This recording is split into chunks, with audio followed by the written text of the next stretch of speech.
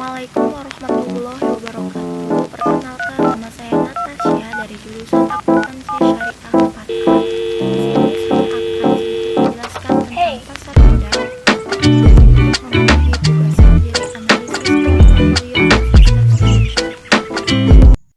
Baik, yang pertama ada pengertian pasar modal. Pasar modal dapat diartikan sebagai pasar yang memperdagangkan berbagai instrumen keuangan jangka panjang yang dapat diperjualbelikan, baik dalam bentuk utang maupun modal sendiri. Yang kedua, pengertian pasar modal syariah. Pasar modal syariah adalah pasar modal yang sesuai dengan syariah Islam atau dengan kata lain instrumen yang digunakan berdasarkan pada prinsip syariah dan mekanisme yang digunakan juga tidak bertentang dengan prinsip syariah, antara lain tidak boleh ada riba, gharar, dan mayasyir. Yang ketiga, dasar hukum pasar modal syariah. Yang pertama, pemikiran untuk mendirikan pasar modal syariah dimulai sejak munculnya instrumen pasar modal yang menggunakan prinsip syariah, yaitu reksadana syariah yang diluncurkan pertama pada tahun 1997. Yang kedua, pasar modal syariah di Indonesia secara resmi diluncurkan pada tanggal 14 Maret 2003 oleh pemerintah yang diwakili oleh Menteri Keuangan yaitu Budiono, Bapepam, dan MUI. Yang keempat, prinsip-prinsip dalam pasar modal syariah. 1. Pembiayaan atau investasi hanya bisa dilakukan pada aset atau kegiatan usaha yang halal, spesifik, dan bermanfaat. 2.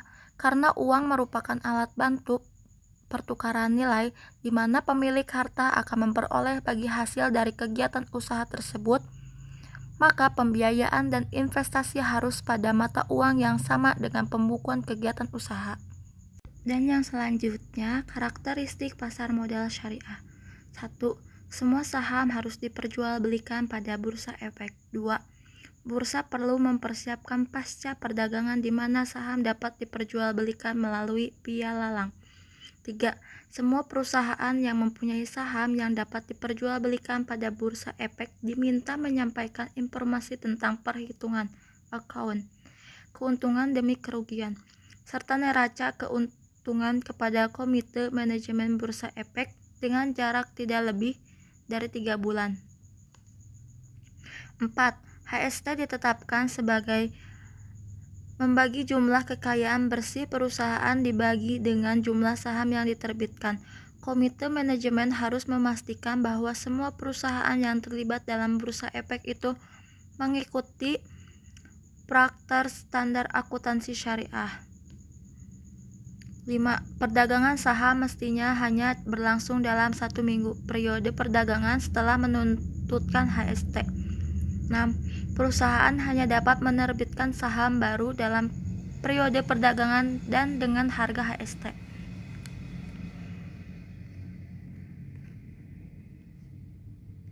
7.